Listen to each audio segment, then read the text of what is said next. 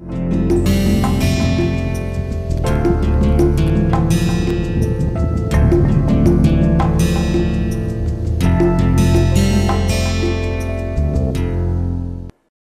the last lecture, we looked at the NMR principles of quantum computing, as that was the first one to have the practical implementation problem. Now, let us get into the optics part, and let us start with the single photon qubits. The single photon qubits have the advantage that it can deal with the single aspect of measurement instead of ensembles, which has been one of the difficulties in terms of doing the quantum computing with NMR. One of the popular ways of looking at single photon qubits have been the idea of the polarization, where the photon polarization could be either horizontal or vertical, and they are often denoted into the two different states by using this particular polarization principle. So, a horizontal H photon represents a logical 0 and a vertical V photon represents a logical 1. So, the ket 0 would represent H ket and ket 1 would represent V ket. Any arbitrary state can be then plotted on the block or Pointier sphere. Examples of diagonal would be like ket D, which is equivalent to a superposition of 0 and 1 ket vectors.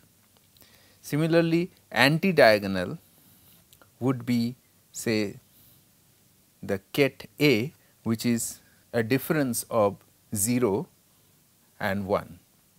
The other possibilities of right circular and left circular can also be taken, and these are all pictorially represented in these pictures that we show here. Application of any gate would then involve using optical elements which can perform the transformations that we are interested in. So, for example, single cubic gates can be easily realized by using birefringent wave plates that retard one polarization by a fraction of a wavelength relative to an orthogonal polarization, causing a rotation of the state on the block sphere with the axis of rotation determined by the orientation of the wave plate. So, for example, a Hadamard gate could therefore be achieved by using a half wave plate, which would have the horizontal and the vertical polarizations be equally mixed up once the wave plate is set at half of 45 degrees, which is 22.5 degrees. So, any arbitrary rotation would therefore be possible if we placed a series of wave plates, as it is shown here, by either using a quarter wave and half wave and quarter wave combinations. Converting between polarization and path encoding requires a polarizing beam splitter, PBS as it has been shortened here, which transmits the horizontal and reflects the vertical, and a half wave plate oriented at 45 degrees, which transforms the vertical into horizontal. These are essentially mirrors which are turning the laser beams as we are looking at it. So, single photon qubits can be quite attractive in terms of providing the principle of qubit for doing computation. One of the most important part in this process is the concept of generating single photons, which involve lasers, which we have also discussed at length in our course, and the single photon source would essentially involve reducing the number density of the photons coming out of the light source to a point where the detector starts giving results which could be associated with the single photon essentially clicking the detector in terms of the number of photons which are received by the detector. So, these are principles which we have discussed at length in class, and here is essentially the brief summary of how single photons have become useful as quantum computing devices. The other important development in terms of quantum computing has been the trapped ions, where an atom have been isolated into an environment where it can be kept in an isolated condition, so that it can be made to change its property in a quantum mechanical way. So, electrically charged atoms or ions have quantum energies that depend on the location of electrons. Tuned lasers can cool and trap the ions and put them in superposition states.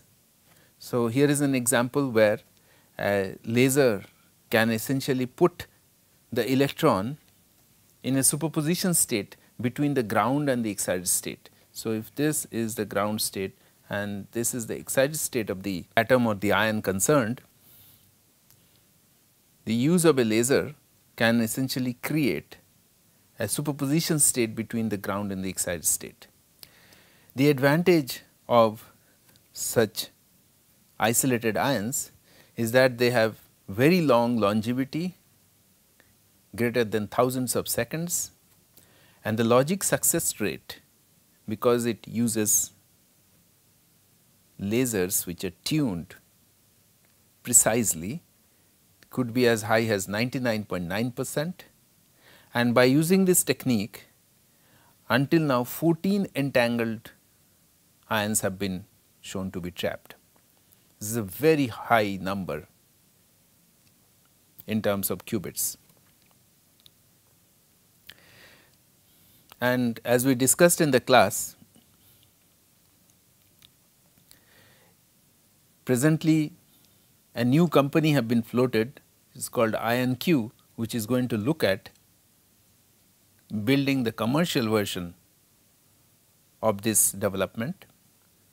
The advantage in this technique, as I mentioned before, is very stable. It has the highest achieved gate fidelities, 99.9%.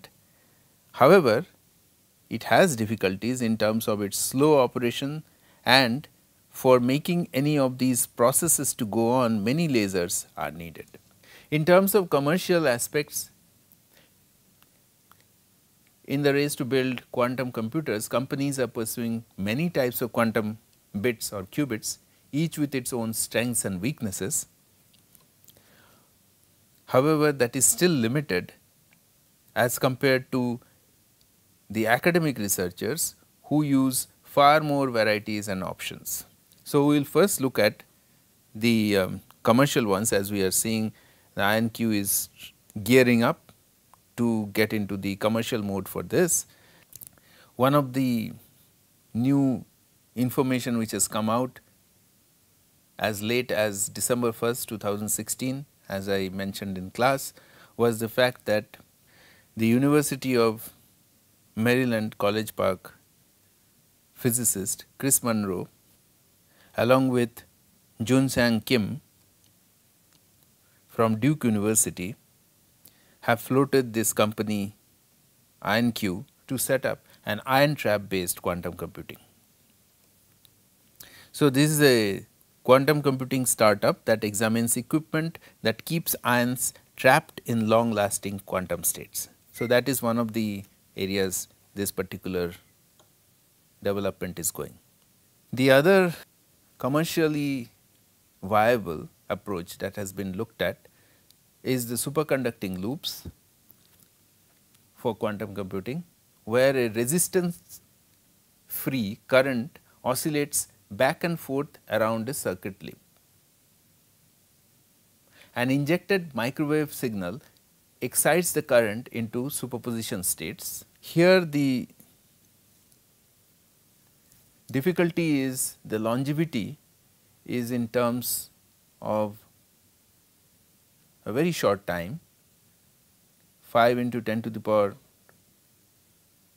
minus 5 seconds. The logic success rate is still quite high, 99.4%, and the number of entangled qubits have been about 9.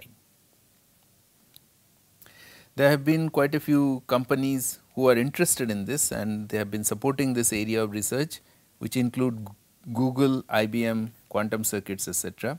The advantage here is that it is fast working and it builds on the existing semiconductor industry. That is one of the biggest advantage, and that is why the companies are interested. However, the difficulties are also quite pronounced, that it can collapse easily and must be kept quite cold. The advantage of the semiconductor industry in terms of fabricating and working on this essentially has made this an area where a lot of effort is going on in terms of commercial aspects. The main commercial quantum computers is from DWave Systems, which is a company based in Canada. So, they started their venture as early as January 19, 2007, when they announced a creation of a prototype of commercial quantum computer called Orion.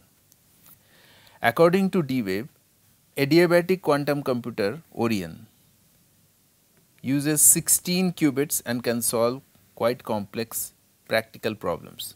Now, this was way back in January 2007, 10 years ago, and they use the principle of adiabatic quantum computer to do this heroic feat.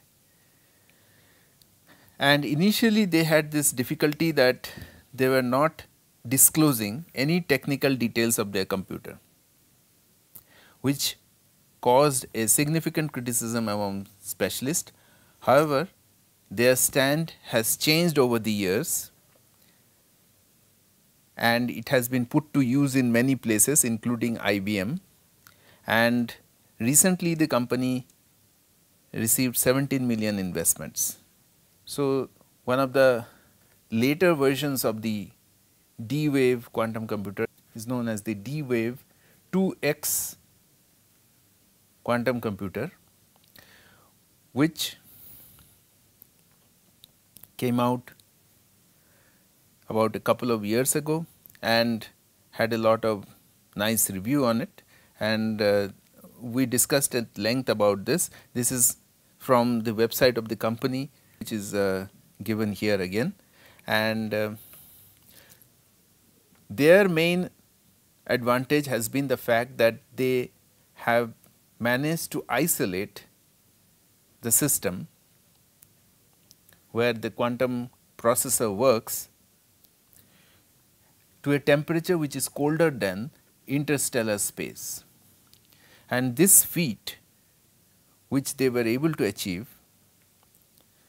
has managed to isolate their system quite effectively and given them the power of the quantum processor. So, they give quite a bit of a detail nowadays about how they go ahead about doing their computation, and this is quite impressive.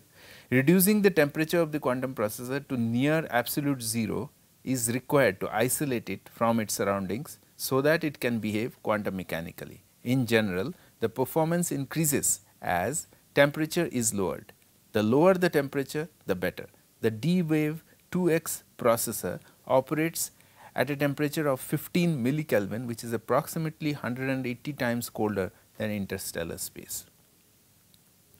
The refrigeration system used to cool the processor is known as a dry dilute refrigerator. It uses liquid helium in a closed loop cycle in which it is recycled and recondensed using a pulse tube's cryocooler. The closed loop refrigeration removes the need of the on-site replacement of liquid helium and makes the system suitable for remote deployment. And that has been their biggest achievement in terms of commercial viability. While dilution refrigerators are not uncommon in research environment, DWave has advanced the technology to ensure long life and high reliability. As the cooling power available at such low temperatures is extremely low, DWave has taken great care to minimize heat loads and effectively manage the heat transfer within the system. And given their development, they have managed to ensure that despite the extreme environment inside the system, the DWave quantum computer can be located at a standard data center environment. So, these have been some of the major technological developments which the company was able to achieve, which made sure that their processor was able to be placed at near 0 Kelvin temperatures, so that it could behave in a manner close to quantum conditions. So, this is the slide that I used in the lectures, with the only exception that I have upgraded the fact that in this year the number of qubits now they have advanced to 2000. So, they had 1000 qubits until last year, where this particular DWave 2x system could search through 2 to the power 1000 possible solutions simultaneously. And the search principle that they use is based on simulated annealing concept. So, their specific idea is quoted here: solving problems with the DWave 2x system can be thought of as trying to find lowest point in a landscape of peaks and valleys. Every possible solution is mapped to coordinates on the landscape, and the altitude of the landscape is the energy or cost of the solution at that point. The aim is to find the lowest point or points on the map and read the coordinates, as this gives the lowest energy or optimal solution of the problem. So, essentially this is looking for the lowest energy point or energy minimization principle. What it takes advantage of is the principle of quantum tunneling, which allows the quantum computer to explore the landscape in a way that is otherwise not possible with the classical systems. The quantum tunneling is explained in terms of, say, a layer of water that covers the entire landscape, as well as running over the surface. Water can tunnel through the mountains as it looks for the lowest valley. The water is an analogy for the probability that a given solution will be returned. When the quantum computations occur, the probability is pooled around the lowest valleys. The more water in a valley, in terms of the analogy, the higher the probability of the solution being returned. A classical computer, on the other hand, is like a single traveler exploring the surface of a landscape or one point at a time. So, this is their analogy to finding out how they get to their best possible solution in a search environment. So, they basically rely on the idea that there is an adiabatically cooled system, so that the lowest possible point is possible to be seen. However, it would also involve assigning very judiciously the probabilities to all the values that come out as a result of this. So, there are applications of such computers. However, this is not the very straightforward way of the developments of quantum computer that we have been discussing, or for that matter how the evolution of quantum computers have happened over the years. It is one of the places where certain levels of advantage exist, and so a lot of effort has gone into developing this kind of quantum computer. Some levels of skepticism still exists around the DWave computers. However, they have had certain applications and certain areas advances with respect to classical computers have been noticed. But it is not possible to ascertain a complete benefit of the number of qubits that seem to exist in such systems. We discussed at length in more detail about the DWave computing in our regular classes. If you would wish to, you can go back and revise those lectures to ensure that you understand a little bit more on the principle of their operations and the technology that they have used in terms of the superconducting circuitry and connectivity to their quantum computing processor that they have kept at very low temperatures. The other areas of commercially viable quantum computing approaches include topological qubits, where quasi-particles can be seen in the behavior of electrons channeled through semiconducting structures. Their braided paths can encode quantum information, and this kind of work has been supported through Microsoft and Bell Labs. A lot of information on this particular area is yet to be forthcoming. The advantage of this technique is that it is a greatly reduced error process. However, the biggest difficulty of this process is the fact that the existence of this theoretical concept is yet to be confirmed completely through experiments. There is still a lot of dilemma about this development. Another area where a lot of effort has been going currently is in the area where vacancies in diamonds have been utilized for quantum computing. A nitrogen atom and a vacancy add an electron to a diamond lattice. Diamond, as you know, are made from carbon atoms put together. Its quantum spin state along with those of nearby carbon nuclei can be controlled with light. It has a fairly long longevity of about 10 seconds, and its logic success rate is also not bad, 99.2%. Number of entangled qubits as of now is 6. However, it is difficult to entangle. 6 is a heroic number in this particular case. The advantage is that it can operate at room temperature. That is one of the huge advantages as of now, because most of the techniques that we discuss are not quite operable at room temperatures, and this is being supported by the quantum diamond technologies. In most of these cases, as had mentioned previously, the longevity is the record coherence time for a single qubit superposition state, while the logic success rate is the highest reported logic fidelity for logic operation on 2 qubits, and the number of entangled state is the maximum number of qubits entangled and capable of performing 2 qubit operations.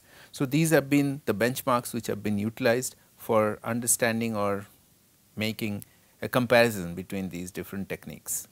Another area where a lot of effort have actually gone in, although the number of entangled qubits are low, is the area of silicon quantum dots, where the artificial atoms, silicon quantum dots, which can be controlled by using microwave radiation.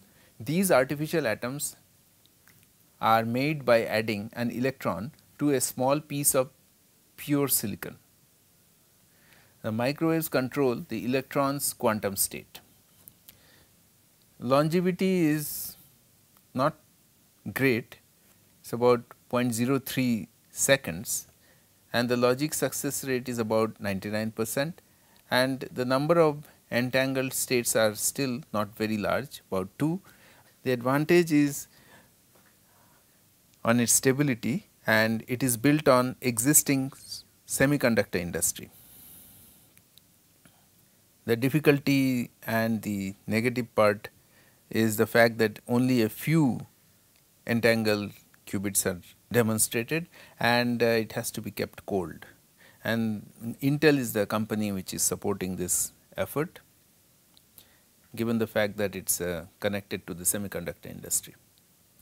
Based on these discussions, we would like to revisit the quantum algorithms that such quantum systems have been looking at.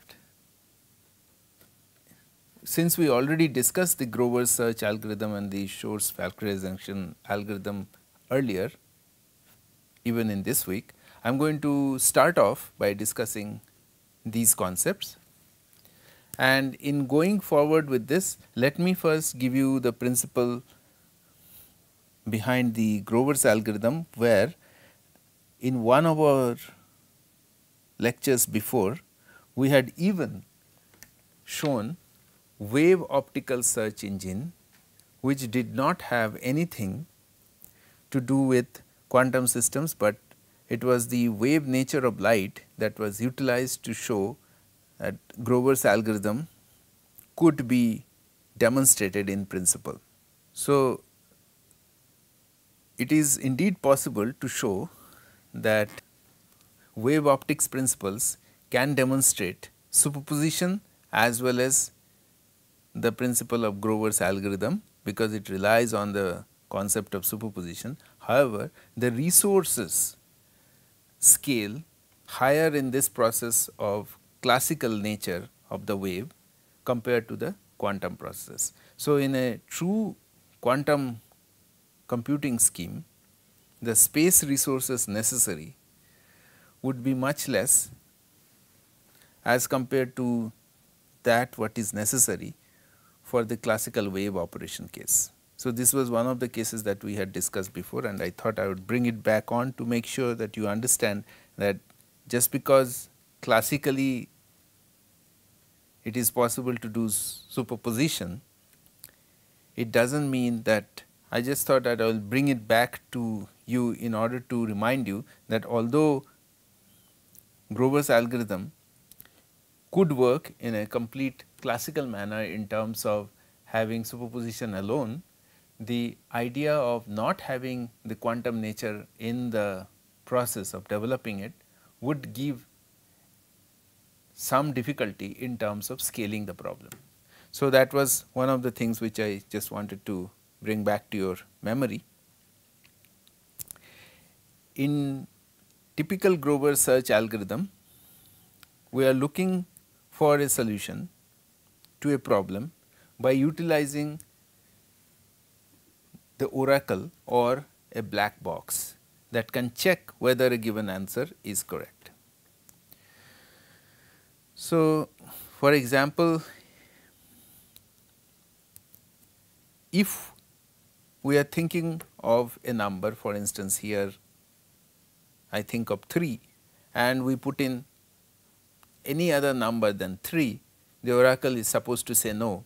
Until and unless I put in the number 3, then the oracle is supposed to say that it is correct. So, the idea of an oracle in this context is basically to ensure that it can check the correct answer. So, in terms of a classical computer, you need to have at least n by 2 queries to be made on a data set for the oracle to check the correct answer.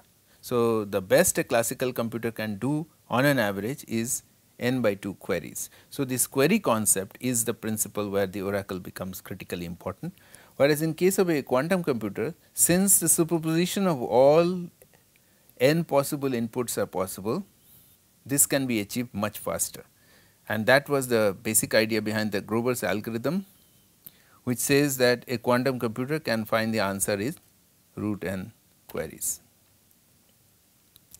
The advantage of this is the fact that it can be used on any unstructured search problem, even in terms of non-determinate polynomial complete problems. However, the disadvantage is that it is only a quadratic speed up over the classical search.